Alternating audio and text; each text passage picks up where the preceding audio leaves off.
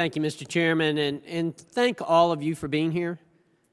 Obviously, this is extremely important, and the work that you do is extremely important. And I want to preface my remarks, my questions, by saying I'm not trying to be adversarial or ask you to be adversarial. I'm just trying to get to the root of the problem or just to improve things. Maybe there's not really a problem, but how can we improve things? I'd like to start with you, Mr. Miller.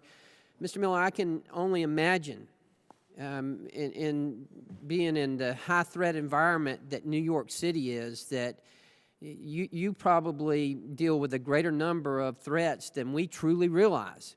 And I suspect that's the case. And my question to you is this, and it's about communication.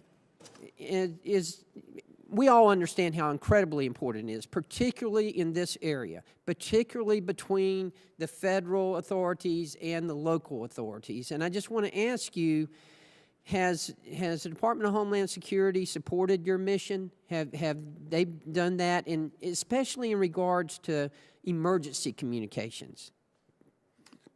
So the Department of Homeland Security, particularly under Secretary Johnson, has been the most accessible Department of Homeland Security I've known since 9/11, having done this job in both Los Angeles, when Art was in California, and New York City.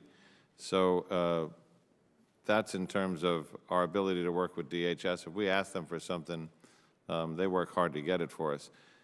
When you refer to communications, are you talking about the passing of information, or are you talking about actual interoperability? I'm talking about everything.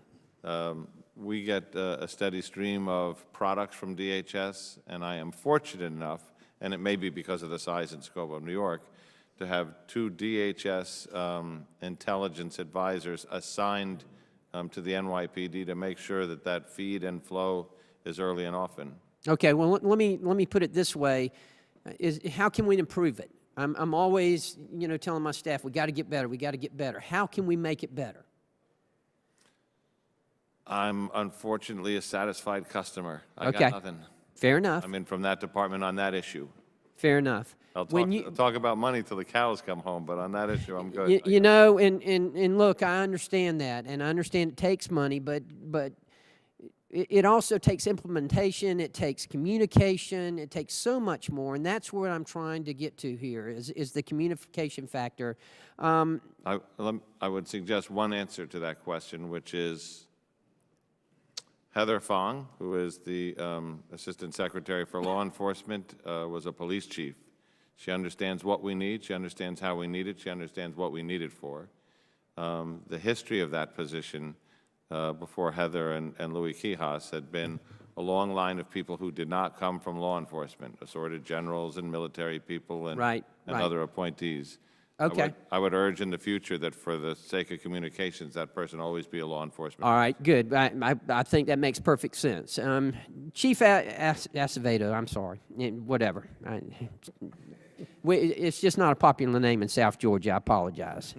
Nevertheless, Chief of the Austin, Texas Police Department, over 2,500 law enforcement officers and personnel to protect your city. Have you ever worked with the Federal Law Enforcement Training Center?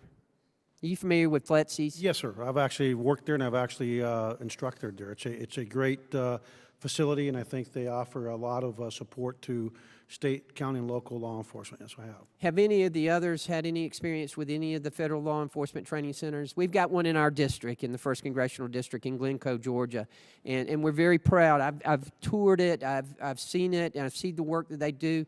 It is a great facility, a great opportunity to utilize a resource, and I'm just wondering if you've had that experience.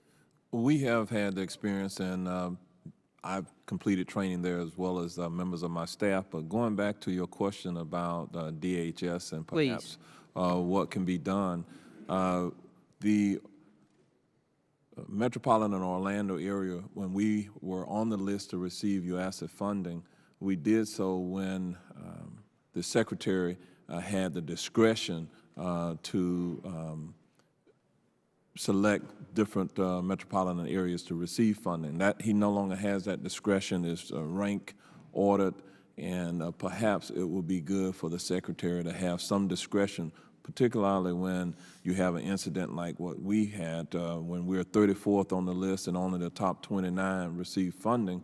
If the Secretary has some discretion there to fund different regions based on what has occurred most recently, I think that would assist in many ways. We are similarly situated as Austin in that we once received funding and then it was discontinued. Right. Well, again, let me, yes, is it okay, Mr. Chairman? Yeah, I would like to also thank you for the question. Obviously, we've heard a bit about the real-time communications. In New York, it's probably a little bit different because they're co-located. Even though we're part of Fusion Center and I have people assigned there, it's not co-located with my headquarters. Therefore, the real-time communication gap necessitating a drive. But there's other kinds of communication information that does not and has not for years taken place that the Sheriff Demings mentioned about information coming to the deputy on the street that stops somebody. That's an officer safety issue. Even if we're not empowered and we're not asking to be empowered to be in charge of deportation, we should be empowered with information so that that deputy knows that that person may be an additional threat to him or her on the side of a dark road for reasons that they don't even know, and it goes deeper than that. I've been bringing this same topic up for over a decade.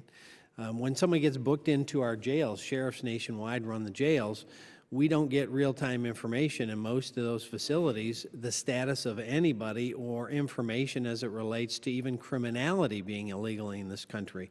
And when it comes to reimbursement for someone that is and comes from the federal government, it's still a phone call to find out, unless you're participating in certain programs, a phone call to find out if anybody is eligible for reimbursement, but they won't even tell you who. That's great. That Listen, disjointed. thank you for your answers. That's exactly what I wanted to hear. That's exactly the kind of things we need to be working on and to get better. We always want to get better. Thank you for what you do. It's extremely important. We want to help. That's why we had this hearing today, is to find out what you've just described to us. Thank you. Thank you, Mr. Chairman. Appreciate you indulging.